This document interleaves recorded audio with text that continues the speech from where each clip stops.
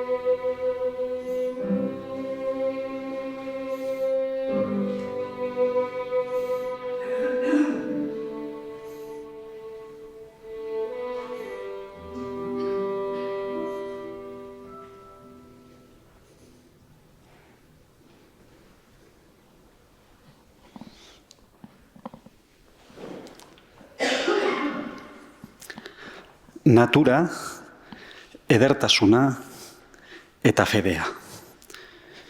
Naturaleza, belleza y fe.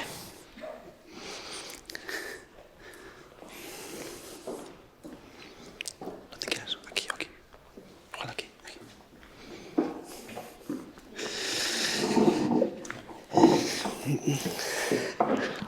Bueno, paso a presentar pues a las dos protagonistas de la jornada de hoy, que junto a María y a José María pues nos han brindado la oportunidad de vivir esta jornada.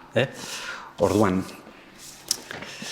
Bueno, Marta Elizalde y Mónica Luna, las autoras del libro El Jardín de Dios. Marta Elizalde, la autora, licenciada en Biología por la Universidad de Navarra y máster por la Universidad de París. Pierre et Marie Curie es doctora en Oceanografía Biológica por la Universidad de Burdeos.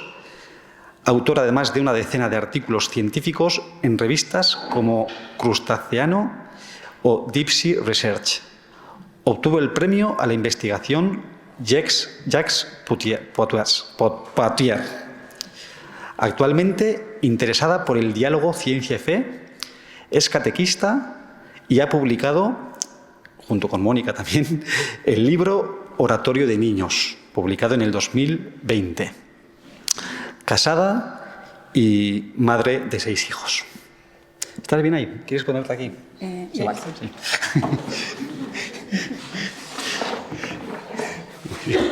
Mónica, ¿estás bien? Sí. Sí. Mónica Luna, ilustradora, licenciada en diseño gráfico por la Universidad Rafael Landívar de Guatemala. Ella trabajó en publicidad e impartió talleres de creatividad para niños. Actualmente pinta acuarelas e ilustra temas infantiles. Dirige el taller Oropinto para niños con diferentes capacidades y es catequista. Ha publicado, junto con Marta, el libro Oratorio de Niños. Casada y madre de familia de dos hijos. Bueno, pues vamos a tener un ratillo de diálogo así un poco más informal. También un poco, ya habéis visto el cambio de escenario, con la idea de presentar el libro. Bueno, yo quería empezar diciendo una primera cosa. Le hacéis trabajar mucho al Espíritu Santo, le metéis, se nota que el Espíritu Santo suda, trabaja, y bueno, pues la primera pregunta es obligada, ¿no? ¿De dónde nace esta nueva obra de arte? ¿Dónde os inspiráis? Pues ¿de dónde surge esta maravilla? Bueno, inicialmente es algo como muy sencillo y no es tan elevado, o sea, es como que una cosa de andar por casa. Y surge de una dificultad que teníamos cuando estábamos terminando un trabajo anterior y teníamos que rellenar pues como unas 4 páginas que no sabíamos qué poner porque había que terminar. Y era un Vía Crucis. Entonces empezamos a pensar y dijimos, bueno, pues vamos a poner el árbol de la cruz. Podíamos poner igual un olivo o así también, ¿te acuerdas? Un olivo, vamos a poner un olivo. Entonces, de ahí empezamos a pensar en árboles. O sea, la idea surge de algo tan sencillo como eso, ¿no? Entonces, ahí, bueno, pues comenzamos a mirar y nuestra gran sorpresa era que había aproximadamente 130 plantas citadas en la Biblia, ¿no? Entonces, bueno, ya se nos abrió, ahí se nos abre un mundo. Y entonces empezamos, nos ponemos en marcha y empiezan ya ahí, pum, pum, pum, a venir las ideas y las cosas. También es cierto que viene, bueno, de un recorrido personal de cada una, ¿no? O sea, hay un sustrato previo sobre el cual, bueno, pues todo esto se asienta, ¿no? Como dice Marta, yo creo que sale de algo muy sencillo, ordinario. Yo lo comparo con... Bueno, tal vez es demasiado lo que comparo, ¿verdad? Pero una vez hace muchos años que fui al Museo de Chillida y ponía los bocetos que hacía, ¿verdad? Al principio de sus obras y le llamaba aromas. Yo no entendía muy bien, decía, ¿por qué le pondrá aromas, verdad? Bueno, pasaron muchos años y nunca, decían, bueno, pues sí, porque era lo que él iba a hacer al principio y todavía tenía la idea y luego lo concluye. Pero dije, bueno, pues curioso, ¿verdad? La palabra aromas y, así seguí todo ese tiempo, nunca lo entendí hasta ahora. Que hablábamos con Marta y decimos, bueno, pero ¿cómo surgió esto y cómo lo explicamos al público? Y entonces digo, pues para nosotros fue algo así como eso, como sentir un aroma, o sea, algo nos olía bien ahí en el olivo, o sea, pues qué bonito, ¿no? Eso de los árboles, que pues sí, y cómo será si hacemos algo con, oh, mira este árbol, mira qué curioso y Marta empezó a escribir, pero tampoco ya sabíamos ni a dónde íbamos, ni qué íbamos a hacer con eso, ni nada, o sea, y bueno, eso, sentimos un olor agradable y empezamos a seguir la pista. Sin saber qué era lo que iba a ser el resultado final. Antes de que se me olvide, yo no tenía silla y entonces no tengo el marcapáginas ese que habéis puesto. Bueno, luego me dais.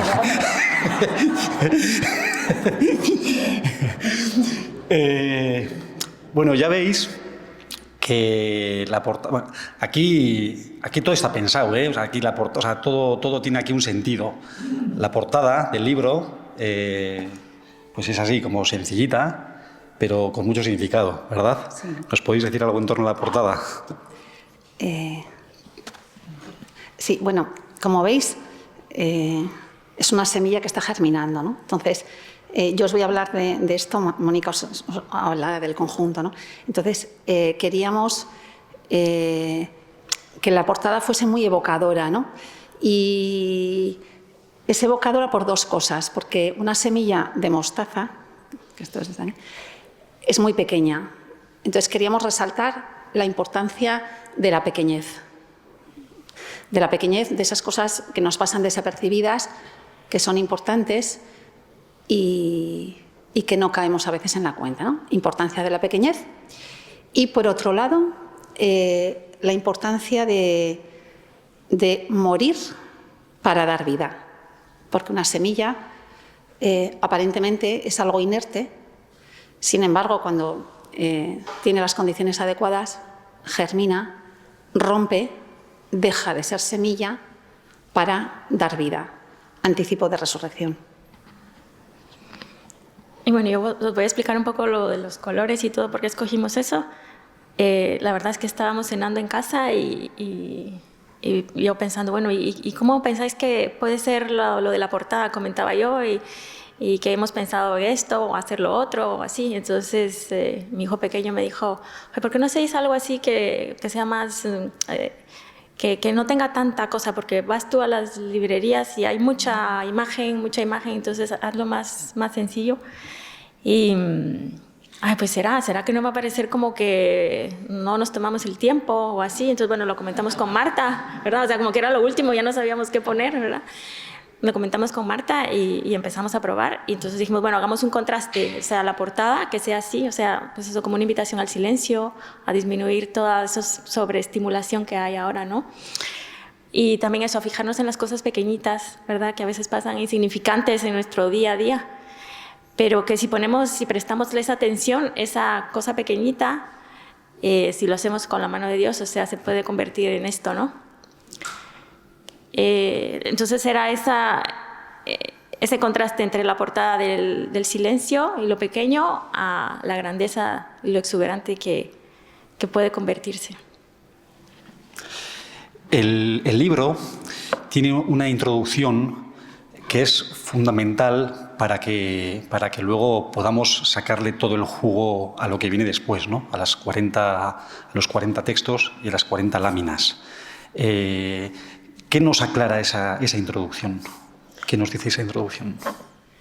Sí, yo creo que la introducción recoge parte de lo que se ha hablado en las ponencias anteriores, ¿no? Lo que nos ha comentado María y José Mari. Es una invitación a disminuir estímulos, a vivir más despacio y a escuchar la música secreta de la vida, como dice Hildegarda de Bingen, la música secreta de la vida que anida en una semilla, que anida, bueno, pues en cantidad de detalles, ¿no? Invita a eso. Sería un detente y contempla. Ya nos han hablado mucho, entonces paso a la siguiente propuesta que hace la introducción también, y es, comentábamos también, ¿no?, cómo tenemos muchísimos estímulos, nuestra vida está llena de cosas, ¿no? Y la contemplación, cómo nos ayuda a pararnos y a vivir nuestra vida con más hondura, con más profundidad, ¿no? Porque a veces vamos corriendo creyendo que es fundamental aquello que estamos haciendo, pero en el fondo igual estamos transmitiendo prisas, ¿no? Entonces, cuando hacemos algo, ¿qué es lo que transmitimos, ¿no?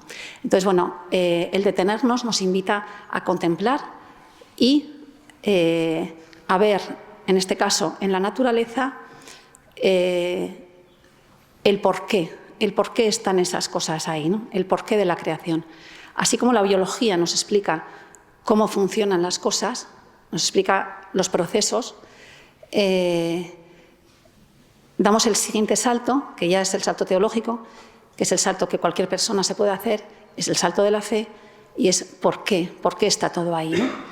Y si le dedicamos un tiempo a pensar, pues podremos percibir que está la mano del Creador, que está el jardinero, con mayúscula, y que nosotros somos criaturas, ¿no?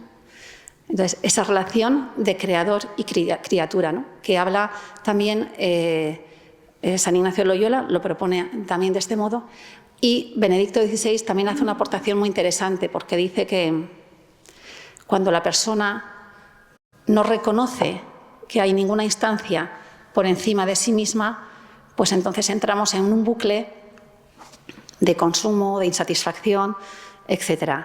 Y entonces ahí llega Francisco, que nos dice que, claro, que cuando hay un vacío en el interior del hombre, tenemos necesidad de llenarlo con cosas, con objetos, con lo que sea, con consumo, ¿no? Y en definitiva, la Laudato Si, como bien indicaba también María, al final lo que nos dice también es que todo este desequilibrio que hay de la naturaleza comienza a nivel personal, ¿no? Y todo ese desequilibrio global es un sumatorio de todos esos pequeños desequilibrios interiores de cada uno de nosotros, ¿no? Entonces, bueno, centra de este modo la introducción. Sí. Kanpoan ikusi dugun moduan, akuareletan, liburu honetan, zientzia eta fedea, zientzia eta edertasuna uztartu egiten dira. En el libro, ciencia y fe, ciencia y belleza, pues se complementan y se conjugan, ¿no? Mónica, ¿nos puedes contar un poquito cómo es el proceso creativo? ¿Cómo se te ocurre pues todo lo que se...? Bueno, el proceso creativo en mi caso es caótico. O sea, siendo sincera. Como me dijo mi otro hijo, el mayor, me dice, mamá, tú tienes que ser, o sea, enfrente como eres. O sea, pues eso, caótica. No... Marta ya había empezado a escribir, o sea, ella ya iba, o sea, organizando las cosas y todo. Y yo, o sea, en blanco, no había tocado ni un pincel ni nada. Y decía, pero, o sea, ya la fecha que habíamos propuesto para empezar ya a tener algunos bocetos o algo, no aparecía la fecha. O sea, seguía esto en blanco. Y decía, pero ¿y cuándo se me va a ocurrir algo? ¿No? Lo que sí teníamos claro al principio era que no queríamos hacer, o sea, unas ilustraciones clásicas botánicas, o sea, que están muy bonitas, nos encantan, ¿verdad? Pero por la forma en que veíamos que iba este libro, queríamos que tuviera toda esa profundidad, ¿verdad?, de la Biblia, de ese aroma que fuimos siguiendo de Jesús, sin que fuera invasivo. Que cualquier persona pudiera ver una lámina y que no por verla dijera, ya vienen estos otra vez con lo mismo, ¿no? Sino que le despertara algo, no sé, le tocara algo. Y bueno, eso era lo que pensábamos, pero a mí no se me ocurría nada, o sea, no se me movía ninguna neurona ni nada. Y no sé, ¿verdad, Marta? Así empezó a pasar el tiempo y bueno, empecé con, el primero que hice fue el olivo. Entonces me di cuenta que al principio lo que tenía que hacer era, yo creía que observaba, pero realmente no observaba tanto. Entonces, por ejemplo, el olivo, aquí les traje una hojita. Las hojas del olivo, todas, casi la mayoría miran para arriba, ¿verdad? Entonces, en el proceso decía, pues mira, ¿por qué las hojas del olivo miran para arriba? O sea, será como que, parece como que estuvieran alabando a Dios. O sea, bueno, y entonces empecé a montar unas películas y no dibujaba ahora. Después empecé con el perfume de nardo, ¿verdad? Entonces, bueno, Marta ya teníamos un perfume de nardo, aquello invadía, era una cosa narcótica y todo. Y decía, bueno, ¿cómo dibujo el perfume? Y el aroma. Entonces empezaba yo a hacer trazos de aroma y decía, ay, es que se me confunde el aroma, parece humo, como que fuera un humo de cigarro. Decía yo, pero ¿por qué se me confunde el aroma con el humo, el perfume con el humo? Y bueno, era un lío hasta que no lo terminaba de resolver. El otro día escuché una conferencia sobre un perfumista y decía que el perfume viene de la palabra perfumo, que es por humo. Yo decía, ahora lo entiendo, por eso era que me tenía ahí el humo que... Y bueno, entonces así, más o menos así es como fui trabajando las cosas y por contarlo así a grosso modo. Oye, una curiosidad, así, sí. igual ¿tienes alguna lámina así más, más favorita tengo. o más? Favorita. Sí, o sea, que te guste más, o sea, alguna especial o... Pues sí, a mí me gusta el olivo. Tal vez porque fue la que más me costó. ¿Cuánto tiempo tardé? Como dice Guillermo. Me dice Guillermo, ¿vas a imprimir el olivo? Qué bien, porque esa fue la que tardaste. ¿Cuánto? Como 2 meses. 2 meses. A ver. Y... ¿Quieres que enseñe el olivo? Lo que quieras, sí. A ver. Como dijimos, 0 pantallas.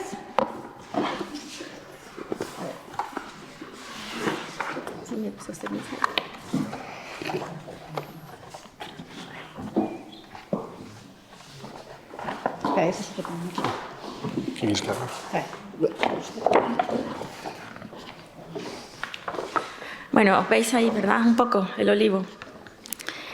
Como veis, todas las hojas están para arriba, ¿no? Como las que veía. Entonces, para mí era como que el mismo olivo estaba alabando a Dios. Pero a la vez pensaba, se parece un poco también a como somos nosotros, que siempre estamos pidiéndole a Dios, ¿no? Por favor, Señor, ayúdame, ¿no? Y bueno, entonces pensaba, ¿cómo puedo hacer el olivo que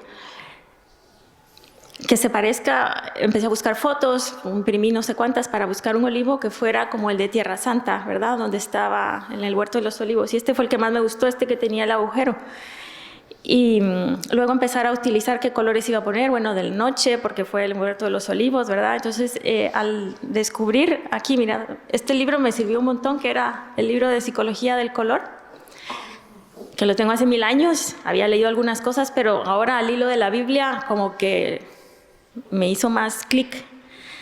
El azul, hablaba del azul, que por qué a las personas nos gusta más, es el color favorito de las personas, porque el azul es un color que habla de profundidad, de espacio, de inmensidad, ¿verdad? Entonces decía, qué bonito, ¿no? Porque así como Dios, ¿verdad? O sea, dije, bueno, voy a poner un azul. Luego el azul, el más caro era el lapislázuli, ¿verdad? Que incluso lo ponían en las máscaras de los faraones y todo, o en cosas así de reyes o de nobleza, o el azul o la Virgen María y así.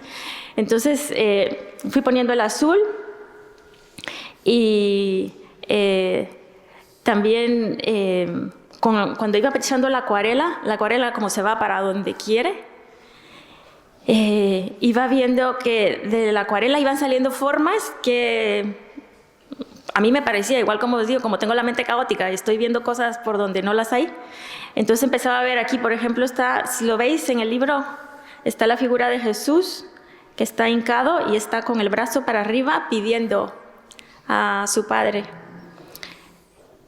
Y aquí en esta rama me parecía ver como a un Cristo crucificado. Entonces era Jesús que pedía que si era posible que no pasara por ese calvario, ¿no? Pero que se hiciera su voluntad. Jesús veía para arriba y para mí esto blanco era Dios, ¿no?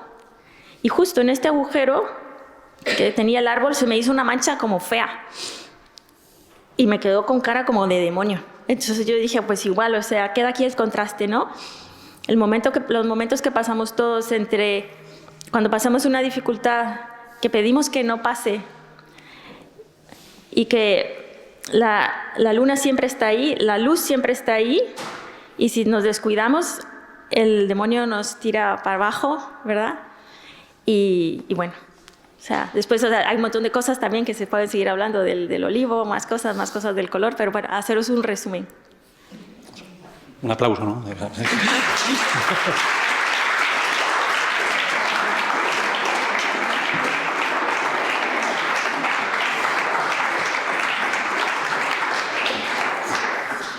Marta, arte, ciencia. ¿Cuánto hay de ciencia también en este libro? Sí, bueno, como veis, somos un contraste. Y yo lo primero que escribí fue que esto no era un tratado de botánica. Entonces, yo en ese momento pensé, a mí, si mi profesora de botánica me viera escribiendo esto, claro, porque yo estudié biología, pero luego me especialicé en otro ámbito, ¿no? Pero es verdad que aquel año de botánica fue precioso.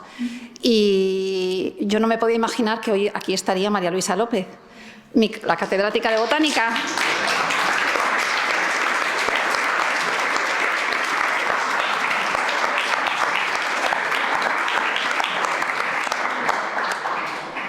Y de las maravillosas excursiones que hacíamos, ¿te acuerdas, María? María también, en el Land Rover de banco corrido, de estos de madera. Entonces nos llevaba allá. Yo fue cuando descubrí Navarra, porque bueno, mi contemplación es muy marina. Hemos hablado mucho de los montes, pero bueno, yo pues aquí, bueno, pues mi contemplación es muy del mar y del horizonte, ¿no?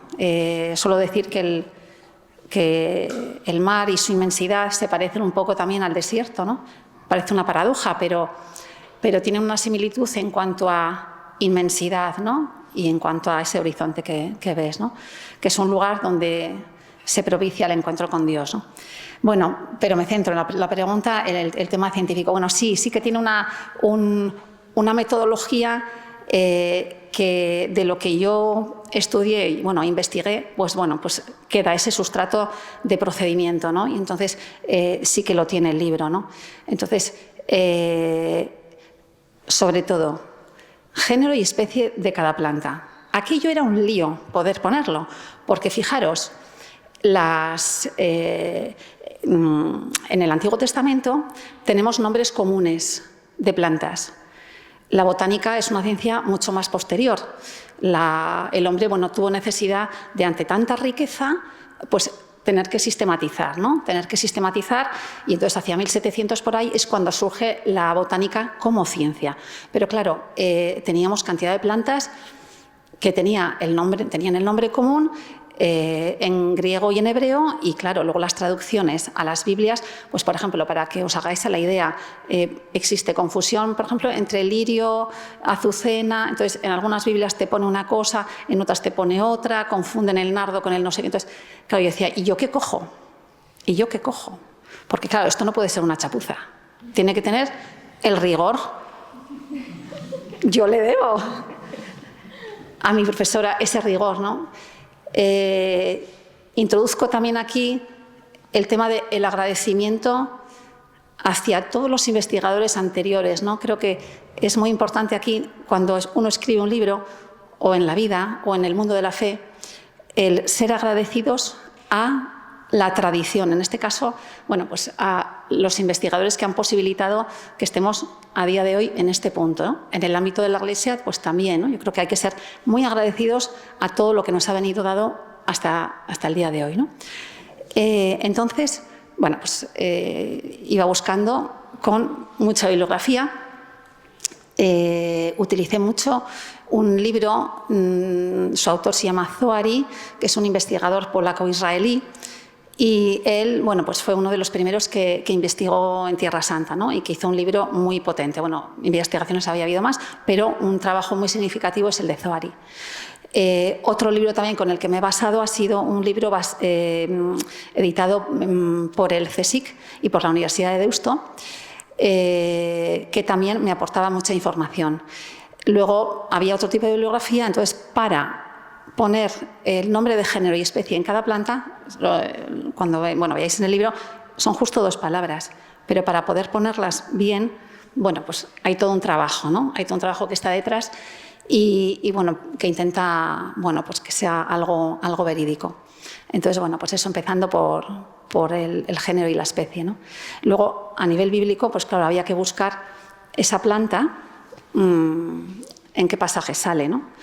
De esos pasajes, pues yo elegía igual un par de pasajes que para mí podían ser significativos y luego a pie de página pues ponía todas las citas donde esa planta aparece, con esa dificultad de que a veces para un mismo nombre aparecen 2 plantas diferentes o 3 incluso, ¿no? Entonces, bueno, había que hacer ahí, bueno, pues un poquito de rigor. Me acuerdo que Miquel, cuando vio el libro, bueno, ¿qué metodología has utilizado? Yo ya me ponía nerviosa. Y entonces, claro, a nivel bíblico, tener en cuenta que yo mi formación claro, es de bióloga, ¿no? Entonces, aquí incorporo bueno, lo que es mi vida, ¿no? Lo que son mis hijos, lo que es mi marido, porque se cuece todo en la cocina. Se cuece todo en la cocina. En la cocina de mi casa. Y bueno, pues entonces, bueno, sigo, que es que si no. Entonces, ahí se cuece todo, entonces está esa parte botánica científica junto con esa otra parte de día a día y de oración también.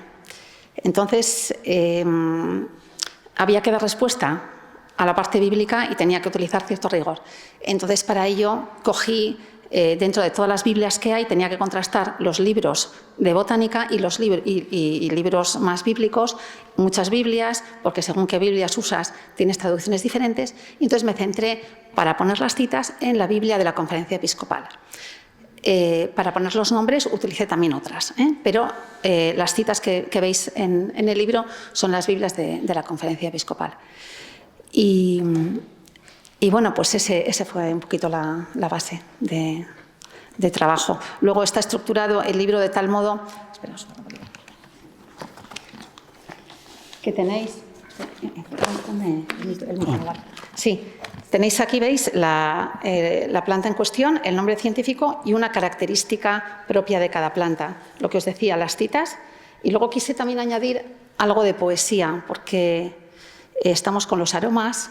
Y creo que la poesía también tiene que ver mucho con los aromas, porque la poesía como que supera a un texto de narrativa. Supera, ¿no? Y entonces es como una especie de aroma, ¿no? Que va más allá y evoca cosas diferentes según quien lo huela, ¿no? Y según quien lo lea y según... Entonces, bueno, pues también está la poesía, ¿no? Luego tenéis el detalle, también esto quisimos hacer, lo que os decía Mónica, que no fuese una lámina botánica, pero sí queríamos que la gente que no supiera pues cómo es el incienso, cómo es un detalle, por ejemplo aquí del junco, pues veis el cálamo, entonces un detalle botánico para ayudaros a caer en la cuenta de qué planta hablamos, ¿no? Sí. Entonces eso ha sido un poquito el trabajo de base. Marta, nos has hablado que en el libro también pues, tienen importancia los aromas de las plantas. ¿Cómo se dibuja un aroma? Mónica.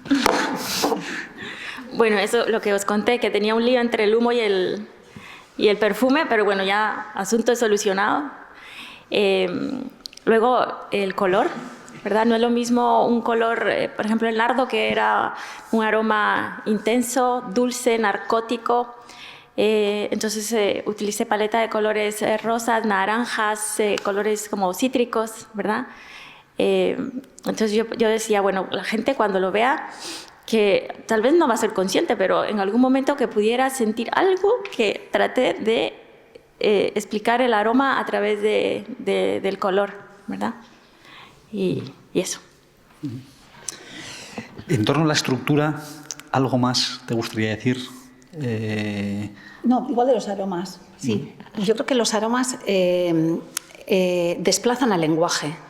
O sea, un poco como lo que decíamos de la poesía, ¿no?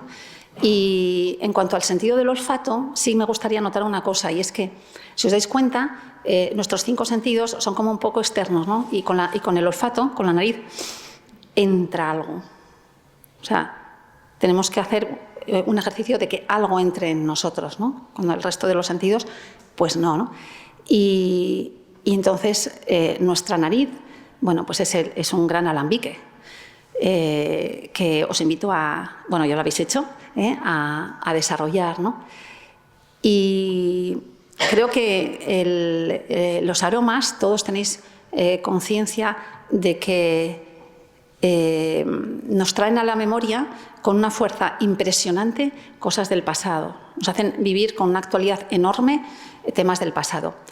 Esto es así que estructura el libro.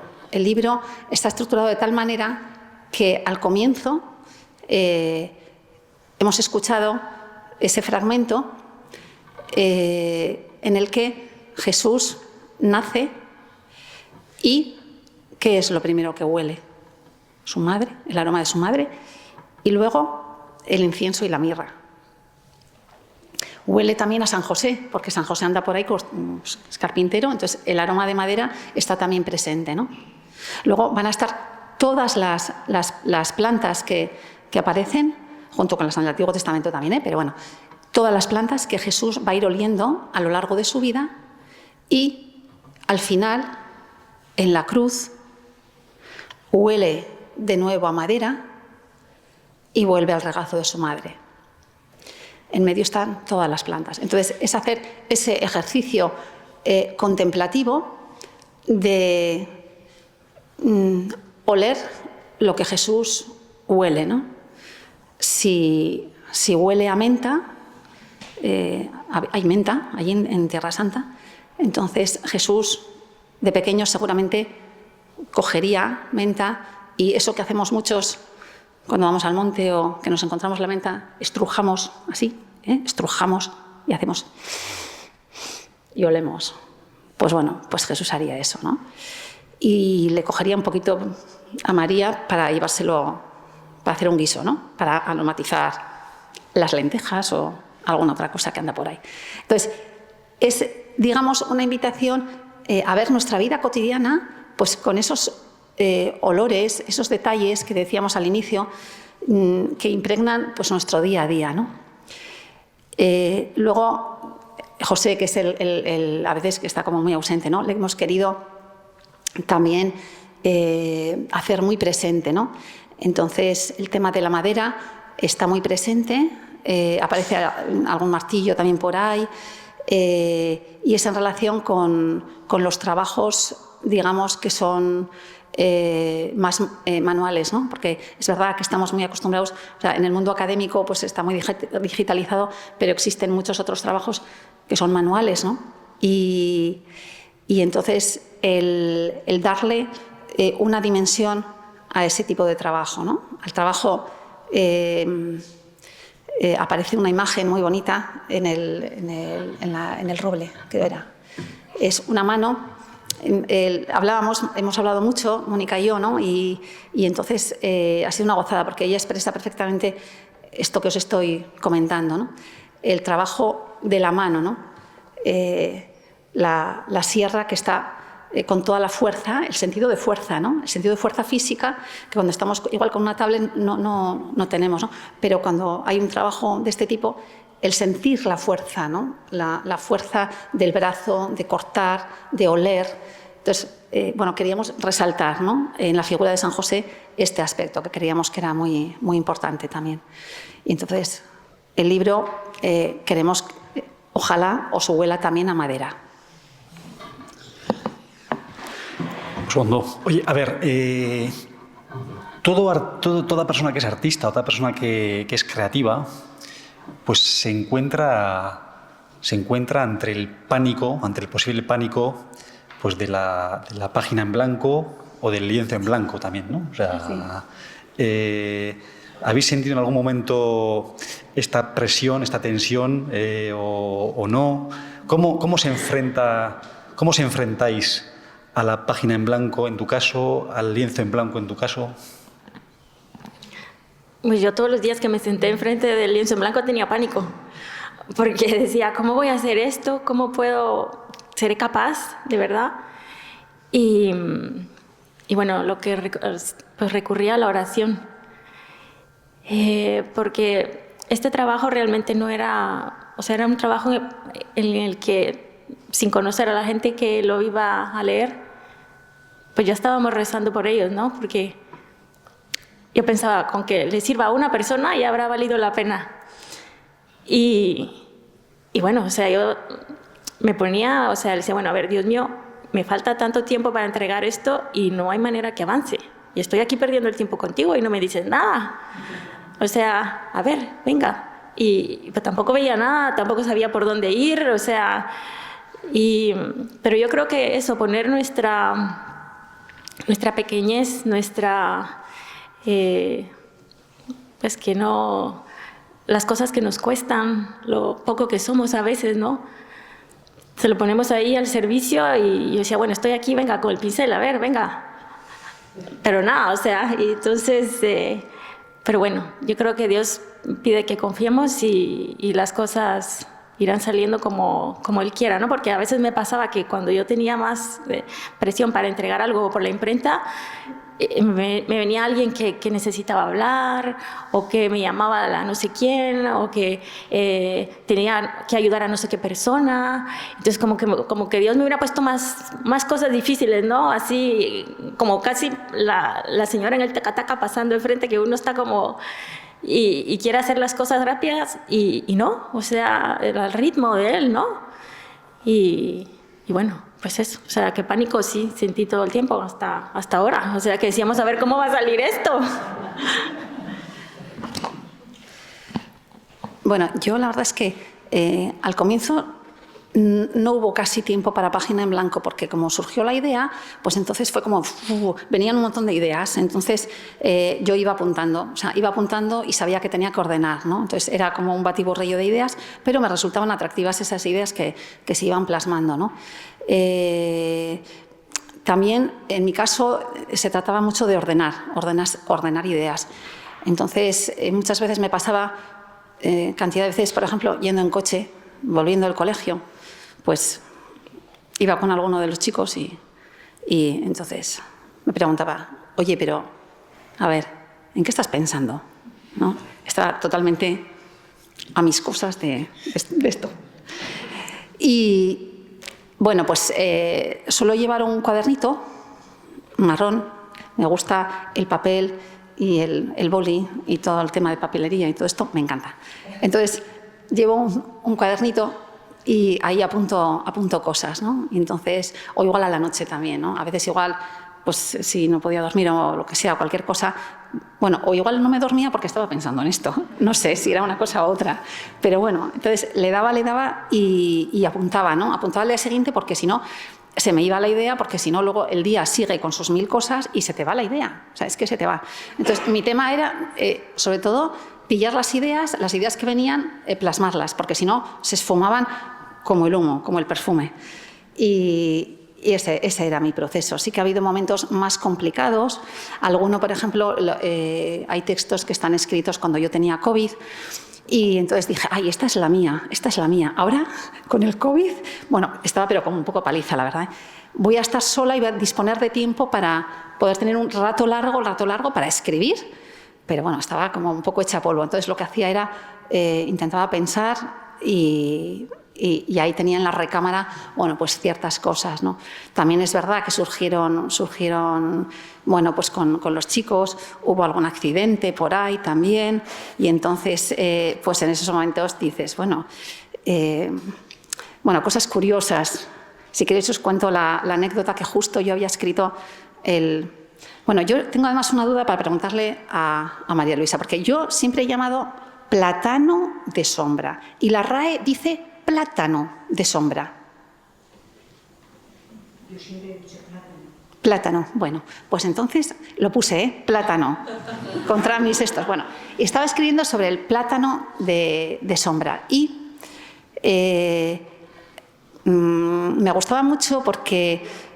sí. En español es plátano, pero en latín se dice platanos orientales. Claro, sí, igual por eso se me quedó, claro. Platanos orientales. Mundiales. Claro, eso es.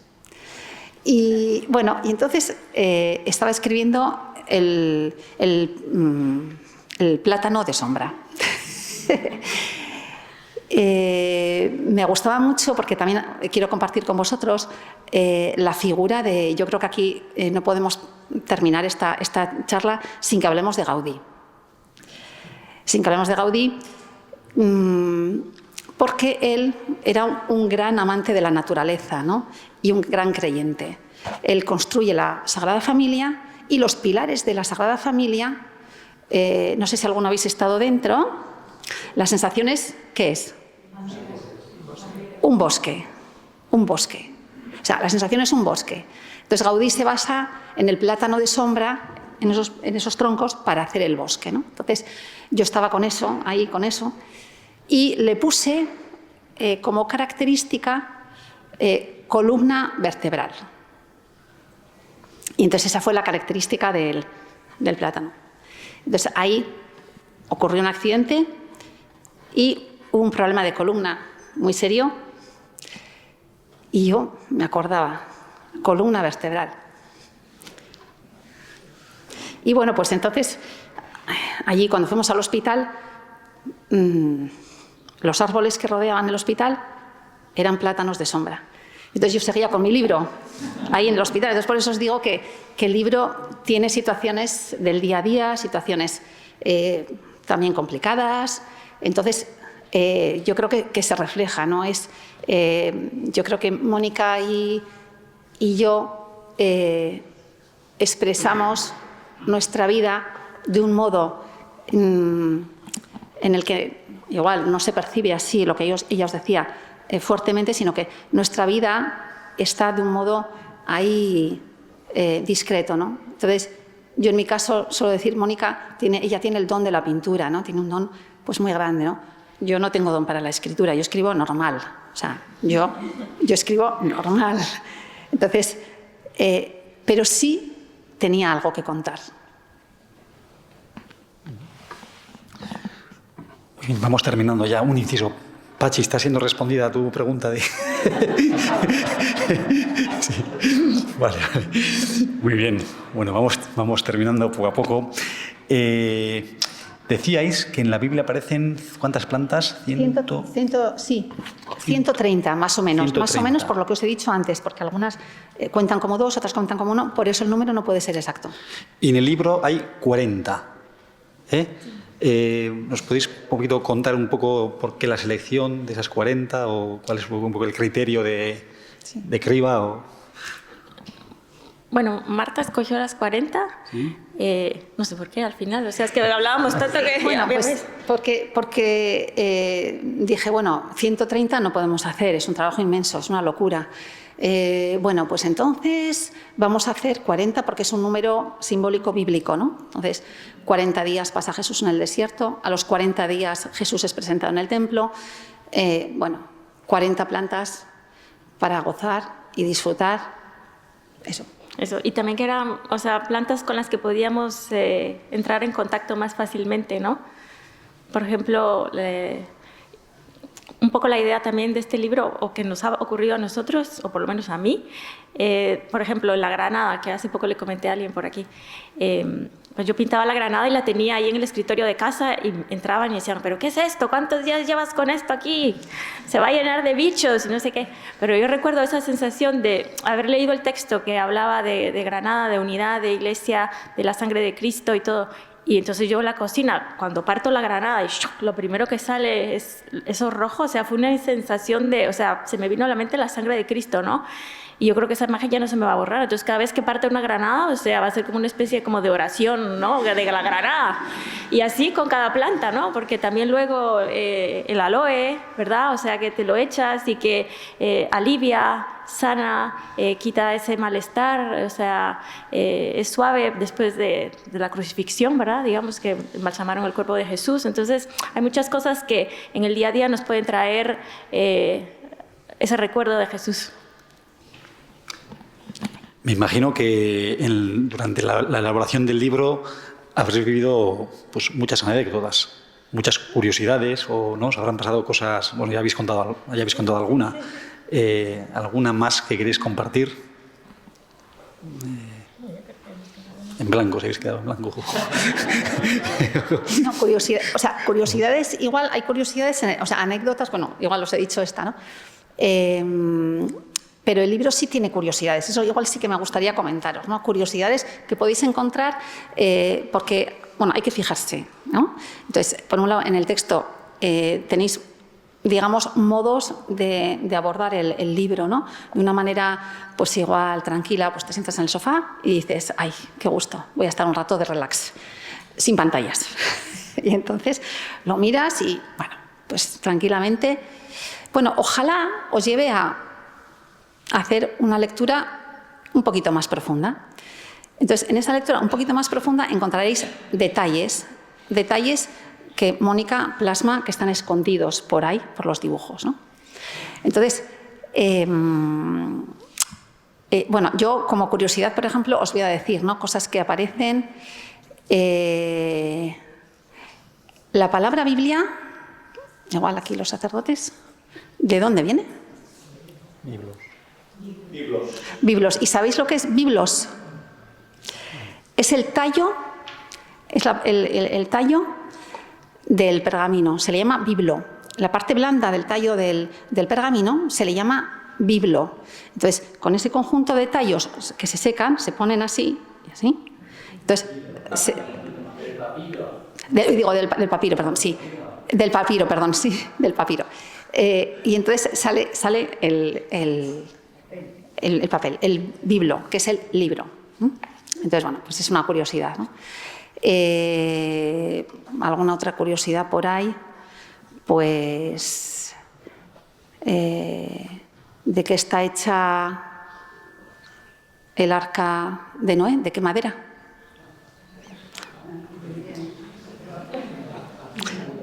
¿No os acordáis? De ciprés. Bueno, son cosas que aparecen, ¿eh? Sí. Y bueno, A septiembre. hay cositas, hay curiosidades, hay curiosidades que están. El arca de la alianza de cedro. El arca de la alianza está hecha de madera de cedro y el templo de Salomón también, de madera de cedro. Sí. Entonces, bueno, hay cositas así que, bueno, pues como para fijarse. ¿Qué puede aportar el libro a personas creyentes, a personas de fe y también a personas, bueno, pues alejadas o no creyentes o en búsqueda? ¿Cuál es la aportación del libro? Así rápidamente, yo creo que el libro, como está basado en la Biblia, ¿verdad? Las palabras de la Biblia y eso, al final a cada uno le va a resonar de forma diferente y le va a aportar con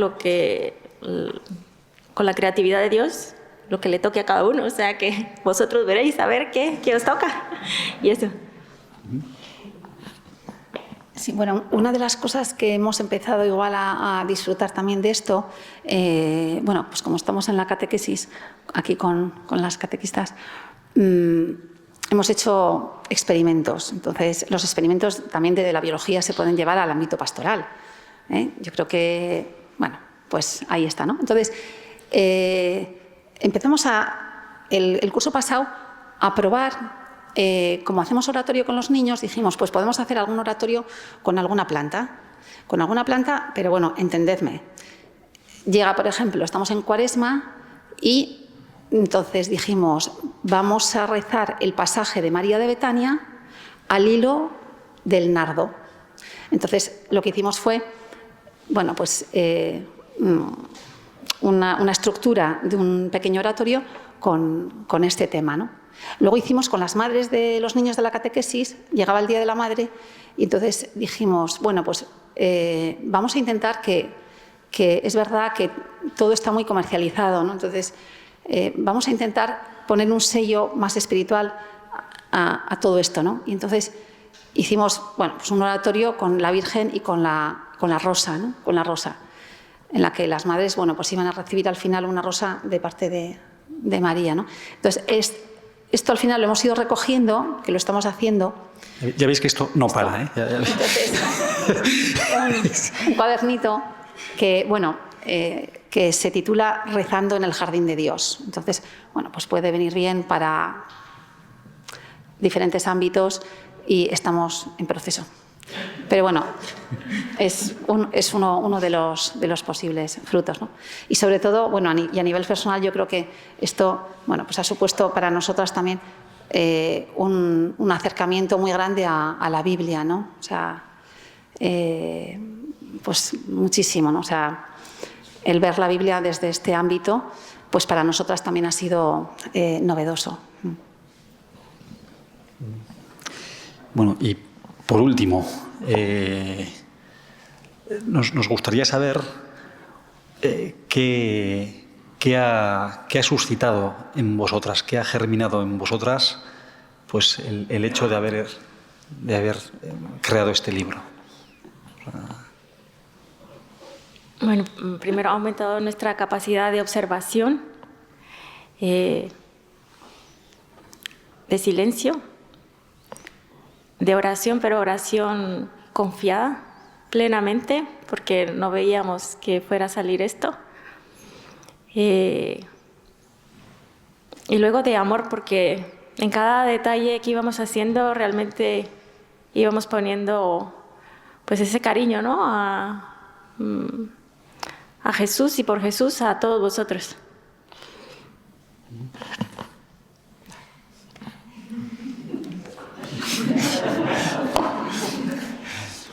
Bueno, Marta, Mónica, eskerrik asko, bihotz-bihotzez, opari honengatik, eskerrik asko zuen testigantzagatik, gracias por vuestro testimonio, gracias por ser testigos de que el Espíritu Santo, bueno, pues actúa y obra en medio de la historia, a través de, en este caso, de vosotras, y gracias pues por este regalo que nos brindáis. Mila esker. Txalo, gracias.